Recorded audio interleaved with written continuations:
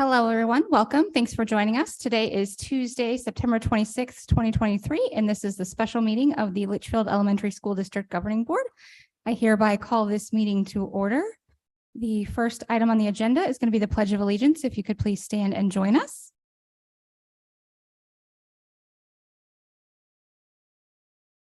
I pledge allegiance to the flag of the United States of America and to the republic for which it stands, one nation, under God, indivisible, with liberty and justice for all.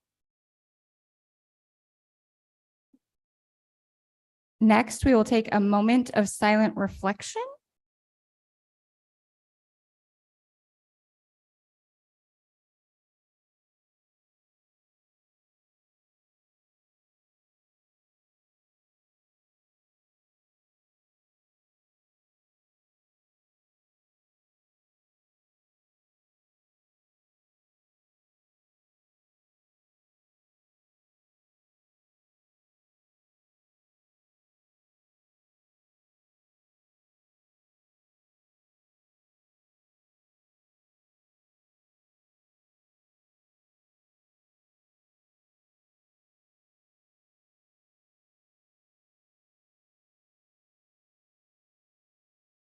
Okay, next we are going to move on to public requests to speak. We have one speaker. I will read the disclaimer first. Pursuant to Arizona Revised Statutes, ARS 38-431.01H, this agenda item provides an open call to the public, allowing individuals to address the governing board on any issues within the jurisdiction of the board. Items not listed on the agenda may be brought to the governing board's attention under this section of the agenda. Due to the Arizona open meeting law, the governing board cannot discuss or take any action on items not listed on the agenda. Therefore, pursuant to ARS 38-431.01H, response to public comment about matters not appearing on the agenda will be limited to individual board members who may ask staff to study the matter, respond to any criticism, or ask that the matter be put on a future agenda for further consideration and decision at a later date. Please limit your comments to no more than 3 minutes, and no more than 30 minutes will be devoted to the public comment portion of the agenda. When you approach the podium, please state your name for the record. Our speaker tonight is going to be Mr. Mike Finnegan.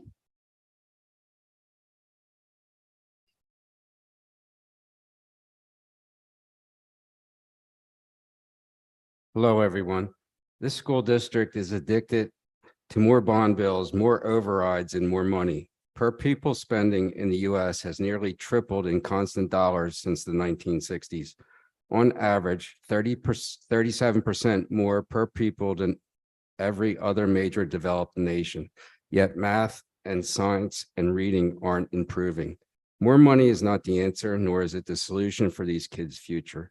Moving on, for the next 26 Wednesdays, it was decided the students will be in class 2 hours less. Classroom instructional time will be sacrificed to allow teacher planning and collaboration time. Let's say it costs $12 an hour to educate the district's 10,500 students. 26 days at 2 hours a day, it's 52 hours out of the classroom. 52 hours times $12 an hour, $624 per student, times 10,500 students. That's a decision that is $6,552,000 in lost student opportunity costs to fund less classroom time for these kids. Again, it's another good decision for the teachers and another bad decision for the children. Is teacher planning time mandatory and negotiated in their contract? For the 2 previous years, 988 absent teacher periods were covered by other on-site teachers being paid $24,712,000 in stipends, which by definition, according to Jody Gunning, is defined as payment for asking teachers to do more in their day than they have time for, or things that are outside their teaching responsibilities. Moving on, board behavior sets the culture of the school district. Last week, inappropriate behavior and lack of presidential meeting decorum has been going on for too long now. Those on the school board who talk about tolerance, equity, and diversity demonstrate they have no tolerance when it comes to respecting a diversity of ideology, illustrated by multiple open meeting violations, attending board meetings from home because they can't attend in person. $10,000 for CK Synergy Consultants training to help you remind you that everyone is valued, bringing everyone together. You are a team and need to build relationships. How quickly you have forgotten that training. You have refused to change and follow your own DIE ideology you profess. Your behavior has created damaging publicity for this district, and it is time for 4 out of 5 of you members to resign and allow new faces to take your places. Thank you.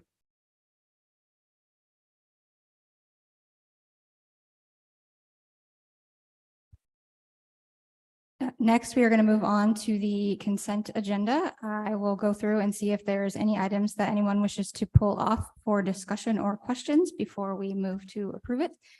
Ms. Clymer, did you have any items you wish to pull off? I don't have any items that I want to pull off. I want to make a comment on one, but We have to pull it off then, because we can't make a comment. We have to pull it off now.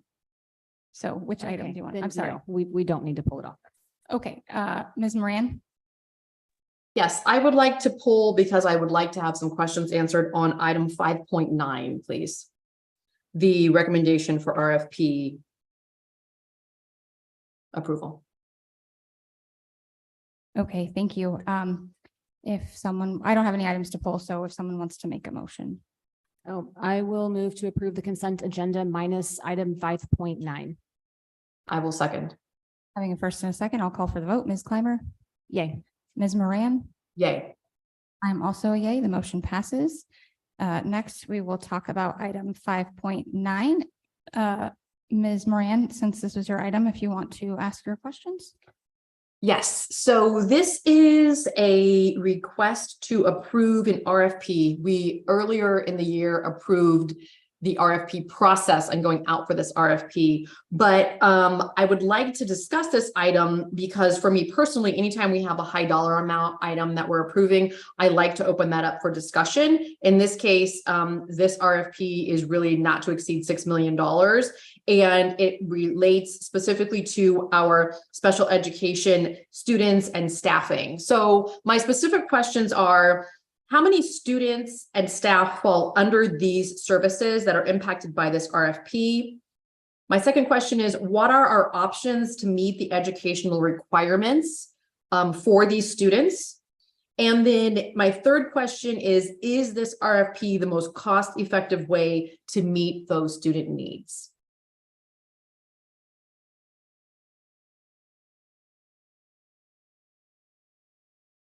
Hello, can you hear me? Yes. Hi, Board Member Moran. I'm going to talk briefly on some of those items, and then other pieces of that we'll have to get back to you on.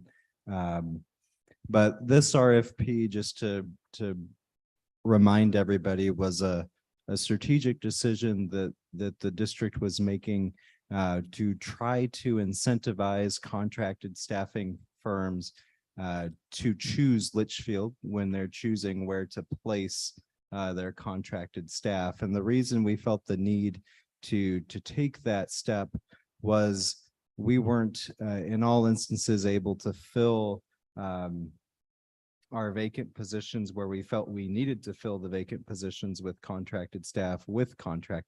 And so this was an attempt to allow vendors to update their pricing to be more competitive with the current market, whereas other school districts would still be using more outdated pricing through available cooperative contracts.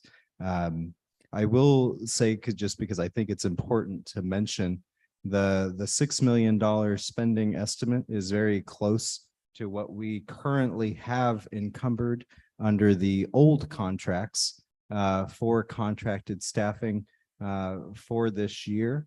And so this isn't new spending so much as it's us changing which contracts we're using to support this these contracted staffing efforts. I don't presently have in front of me fully how many contracted staff we have in the various areas or how many students that they support, but I'm looking at the rest of the team to see if they might. Okay. And approximate numbers are fine. It doesn't have to be exact. I won't hold you to that. I'm just trying to get an idea of the impact, how many people this 6 million is impacting.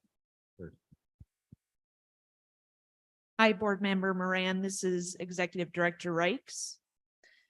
We currently have, just giving you a broad estimate, 85 contracted employees in the district right now. Okay, thank you. And does anyone know about how many, because the majority of those contracted employees are in our special ed services department, correct? Yes, the majority are in special education. We do have 4 general education teachers that are contracted right now. Okay. And this is a kind of a sub question to this, which again, the answer might not be readily available, but what are, I guess, which kind of goes into my next question, which is what are the options to meet those services? So I know that we try to keep as many students in-house, if you will, because that's generally more cost effective. But does that remain to be true based on these new rates? Or what are the options that we have for making sure that we meet the educational needs of these students? So Board Member Moran, some of the things that we are considering as a team or have in place right now is this school year, we introduced the Aspire program. So we do have several special education teachers, for example, that are going through that program, which then ties them to the district as part of a contract to be an Aspire. Is it 3 years? 2 years of Aspire, 1 year after that. So that will be helpful. And then just broadly, I would say, as part of the budget season process that will be upcoming, we will be doing a compensation study, right, to make sure that we have competitive wages for these hard to fill positions in the district. Okay, great. And then is it still safe to say that providing these services within the district is less expensive, or said another way, more cost effective than outplacement? Yes. Okay, great. And then my last question was, I think just answered by that clarification, which was, is this RFP the most cost-effective way to meet the students' needs? So I'm hearing that you saying that, yes, that is true for what we know right now. Yes. Okay, excellent. That is all my questions. I am supportive of this. I just feel like anytime it's a large dollar amount, I want to take the opportunity to make sure that everyone involved, the district administration, the district staff, or anyone else who might be watching these meetings would know that the board takes all of these decisions, especially the financial ones, under thoughtful consideration and try to look at all of the pieces that go into this, this puzzle. So thank you. And I do just want to make clear again that this, for the most part, is not new spending.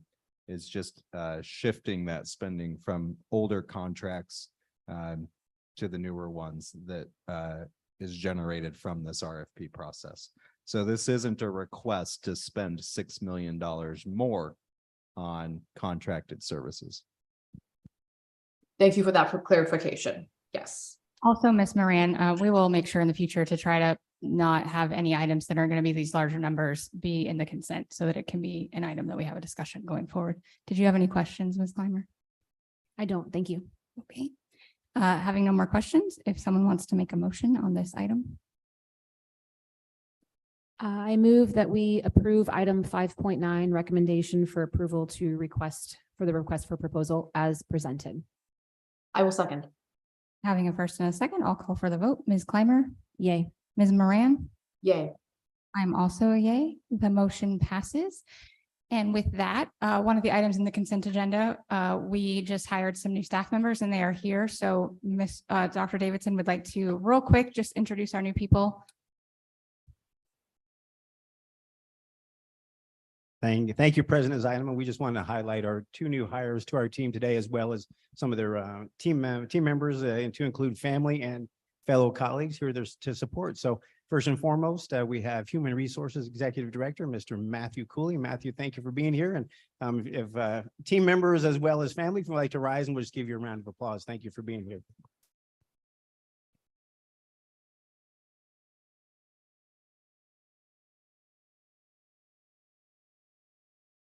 And also, we wanted to highlight Mr. Ryan Reese, who's going to be joining us as Director of Safety and Security. So, Mr. Reese, thank you for joining LESD 79.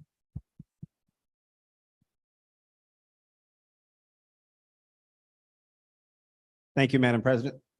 Yes, thank you so much. We are very excited to have you be part of the Litchfield family. And with that, we are going to move on to our next. Melissa, may I comment? Oh, I'm sorry. Go Yeah, ahead. I Yes. apologize. This is actually what I wanted to pull off of the consent agenda. I just wanted to say welcome to our new team members, of course. And also just wanted to recognize that our own executive director, right, this is her last meeting, which is why we are welcoming some new team members. So anyway, I just wanted to say that me personally, and I know a lot of members on the board appreciate your diligence and always willing to answer questions and showing up no matter the time of day or the meeting place or when we need you. I have really enjoyed working with you, and I wish you the best of luck. Yes, same. I mean, I know we got to move on, but thank you so much. You were an amazing asset to this district while we had you.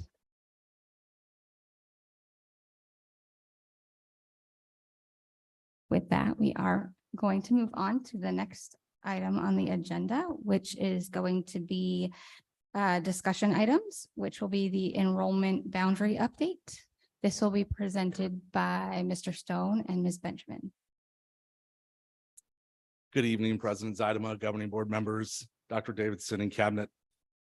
We get to stand here today and start to talk about the boundary changes in the committee that will come forth as we're challenged with a few things. And so we'll kind of present that as we go through. There's been a lot of pre-work done, and we appreciate those people who have joined us to go through a lot of data and help us build this foundation that can continue to provide excellence in education to all of Litchfield Elementary School students. So you can see through the strategic plan, creating boundary changes aligns to all of our pillars of student success, people, service, and finance and resources. We always want to lead with what's best for kids, being good stewards, right? Implementing boundary modifications is essential.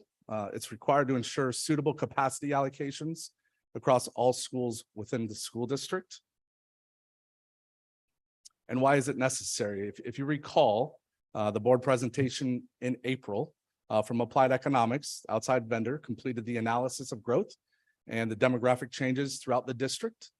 We're seeing the capacity issues and continued growth on the west side of the district, and we are experiencing declining enrollment attributed to the presence of charter schools and students aging out of the district on the east side. That information was presented by Applied Economics. If you recall, there is the document in that presentation that showed those schools that were going to exceed capacity and those that were going to look a little light, right? All right, so who's impacted? We are in the process of establishing a committee with parents, staff, community members, and representation from our high school feeder district. The committee will be formulating recommendations to present to our school board regarding the potential boundary adjustments, which we are anticipating at least some of them, if not all of them, to begin in the fall of 2024. The problem that our committee is looking to solve is that we have very little capacity for growth on the west side of the district. Verrado Elementary School is over capacity and is using their library as classrooms. Verrado Heritage is completely full and has no room for additional support. Verrado Middle School is also in that same boat, and Belen Soto has lost their library and it is now 2 classrooms. We also have capacity on the east side of our district. And so looking at those 2 different situations, we need to figure out how to support all of our schools to make sure that we have room to educate our children to the excellence that Litchfield provides. If the bond is approved, a new school will be built on the west side to help with that overcrowding, but it will take 2 to 3 years to build. So our timeline, after this meeting, tomorrow, we will be sending out an email to our committee members, letting them know the dates and times of our meetings. October through December, we're going to be meeting with our boundary committee meeting at least 2 times per month. And then October 24th, the plan is to bring back the boundary committee update to the board for the initial work that has been started. And then December, January, February, we will be bringing back those recommendations. My guess is it's going to be closer to December, but we gave ourselves a little bit of grace just in case we need it, trying to solve some of those problems. And we would be happy to answer any questions that you might have for us right now. Ms. Clymer, did you have any questions? Yeah, I have 2 questions. One, I think I know the answer to, but I just want to make sure that we're being really transparent. And there's a lot of people probably that are watching this or sitting here and they don't have the opportunity to ask questions. So I'll do it on their behalf. The first is, how were the members selected of the committee? We've asked that principals select a parent from each school. So we will have that. We have 3 certified staff members. We have some directors that will be able to provide additional support. And we've asked, we also have administrators that will be on the committee as well. We've also asked that our principals be present in the room who might not be actual committee members, but will be able to provide insight on how this may impact their campuses. Anything you'd like to add? Oh, 3 teachers, 3 certified. Yes, 3 teachers will be on there as well. Okay. And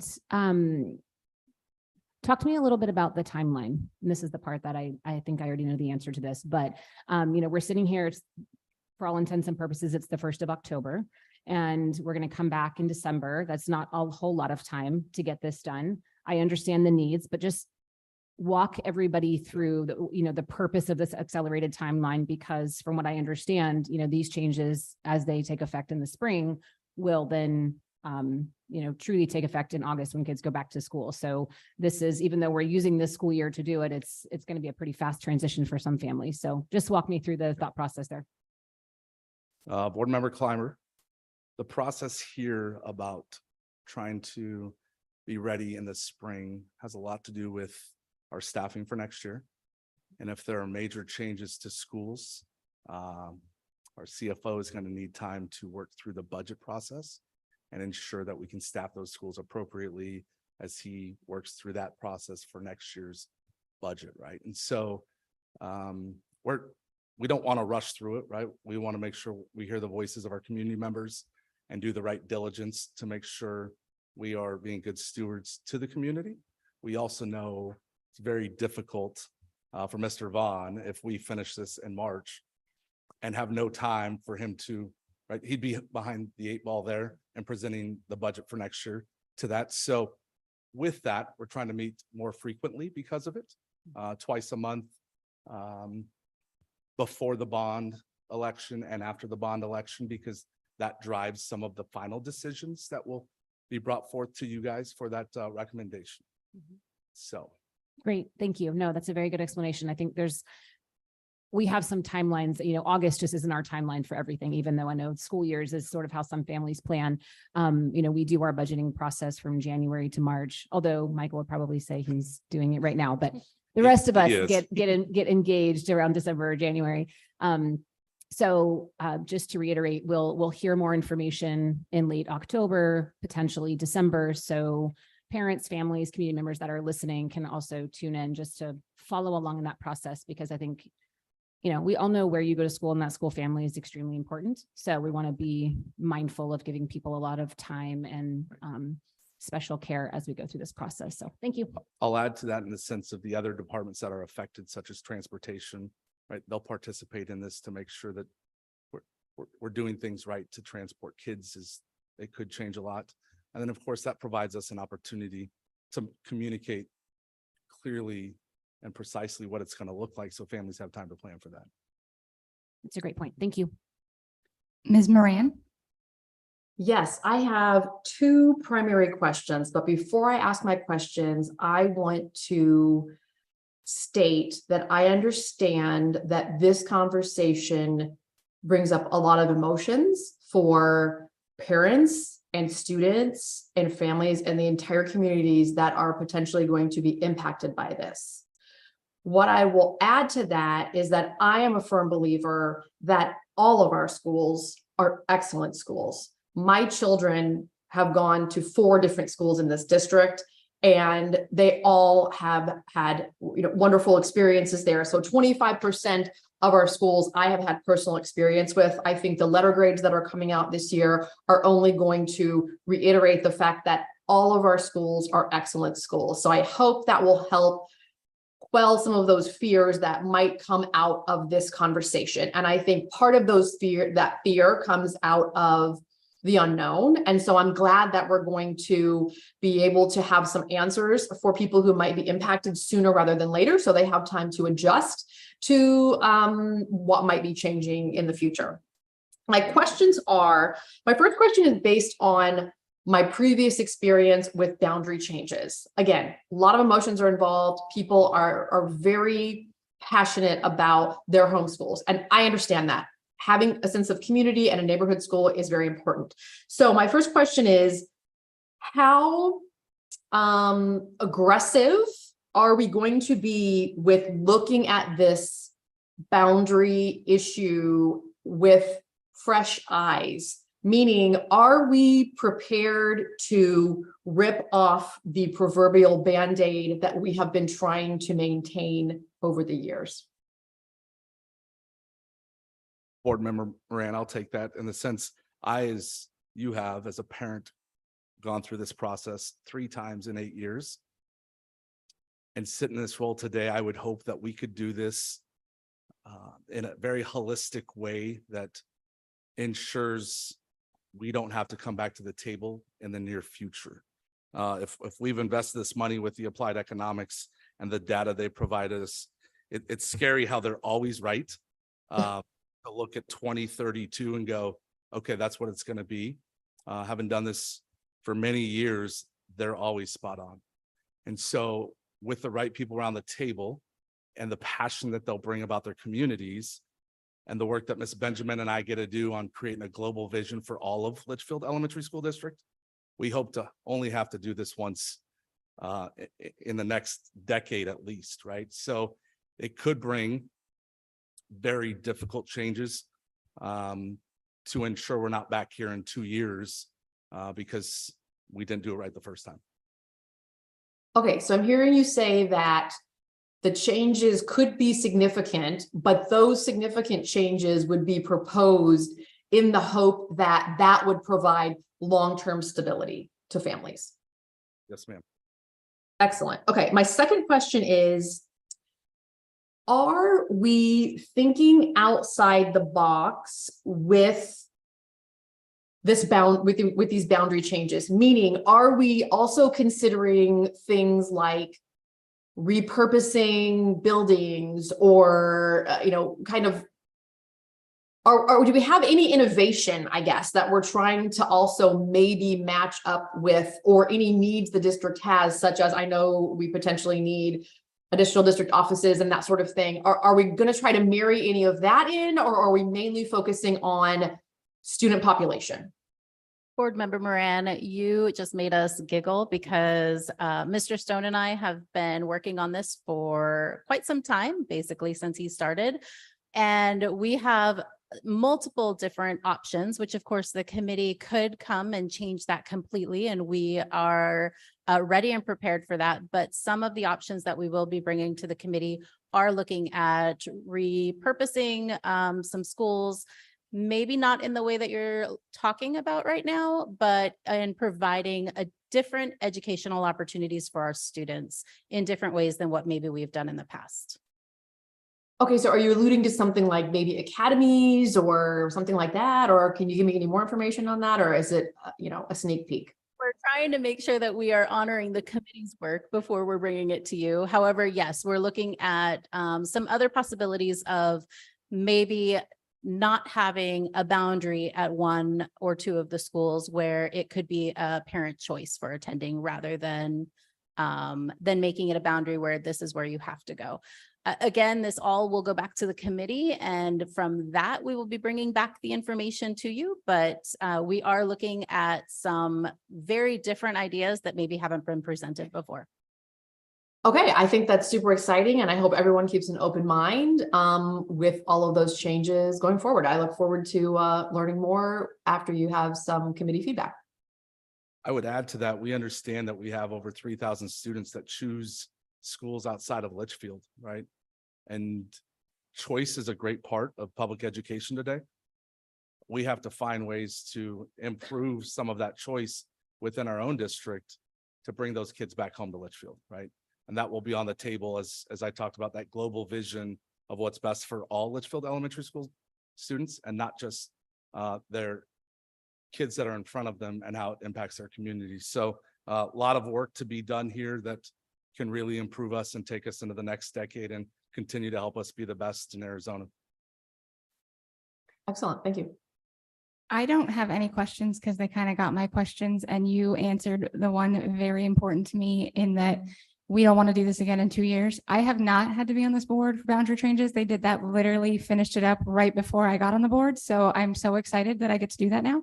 But I've always felt like we don't want to keep doing this, right? We've got to make a decision that long-term is going to be the best for our kids. And we don't want to move a kid and then have to move them again in 2 years because nobody wants to do that because then they don't feel home anywhere. So I appreciate that you guys are taking that into mind as you move forward with your work. And I am excited about these new possibilities that you're talking about. I can't wait to hear more about that. Danielle, did you have anything? Sorry, Ms. Clymer, anything else? No. Awesome. Well, thank you very much for this presentation. We look forward to hearing about the work from your committee in October.